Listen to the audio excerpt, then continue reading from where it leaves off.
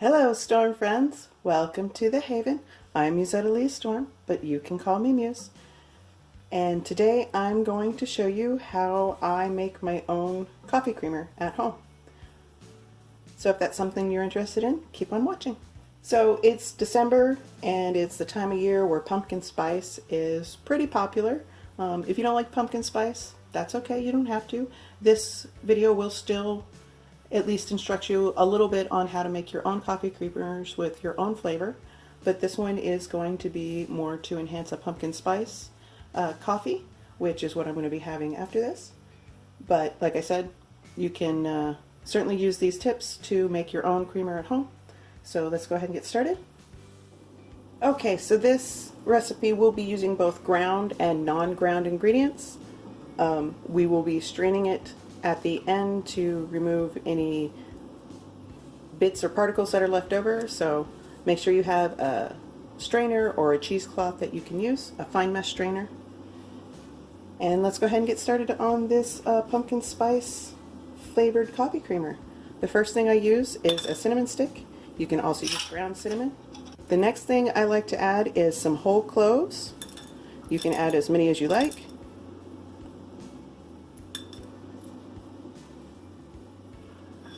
I have added about, looks to be about 12.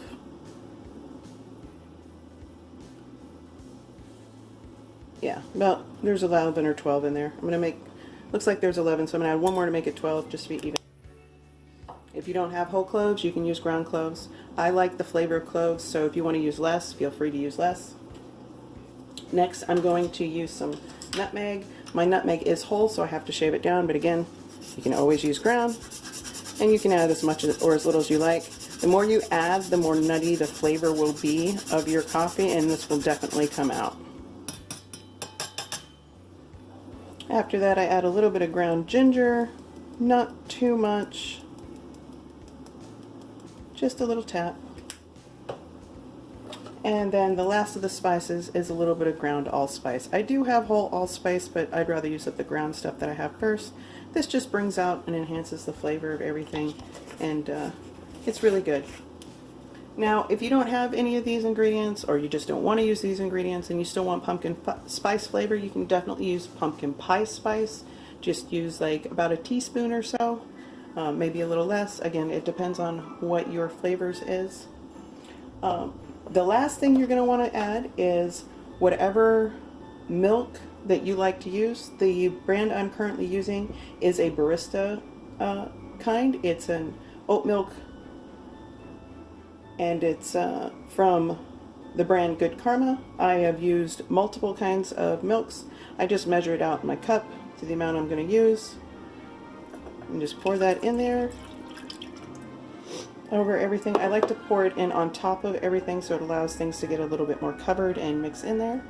And then what we're going to do is we're going to put the heat at about medium to medium low, and then we're just going to let this sit here on the heat until it bubbles up. While we wait for that to simmer, I'm going to get the sweetener that I like to use in my coffee. If you want to add sweetener to this, your creamer as it's being made, because my milk doesn't have sugar added to it, but if yours does, you may not want to add sweetener. But if you do want to add sweetener, you can add whatever you like. Maple syrup, agave, even just plain cane sugar, whatever your preferred sweetener is, go for that. I'm going to go ahead and get started making my coffee. You guys can watch this simmer.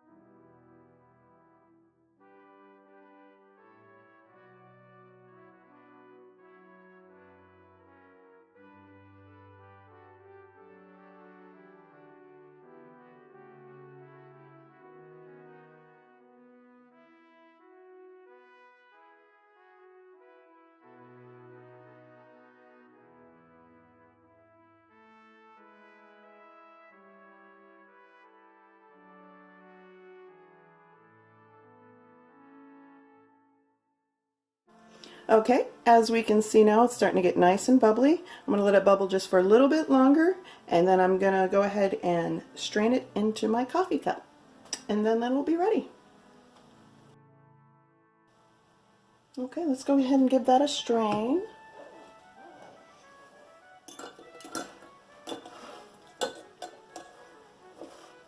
Let's see, how do I want to do this? I think I'll move the camera, so I'm going to go ahead and turn out the view for now and move it over, and so that way you can see what's going on. Okay, so here's my little strainer.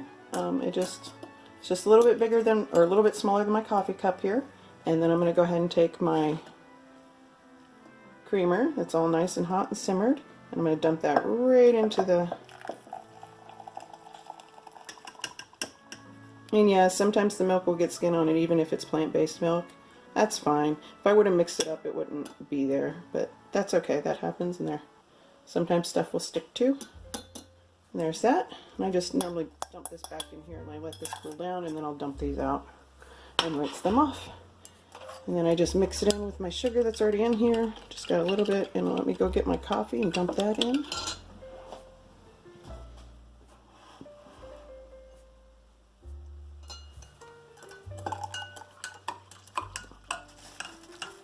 Whoops. Spilt onto the stove. It's a lot easier to pour when I don't have a camera. Try to see through. But there we go. There's my coffee creamer, my coffee.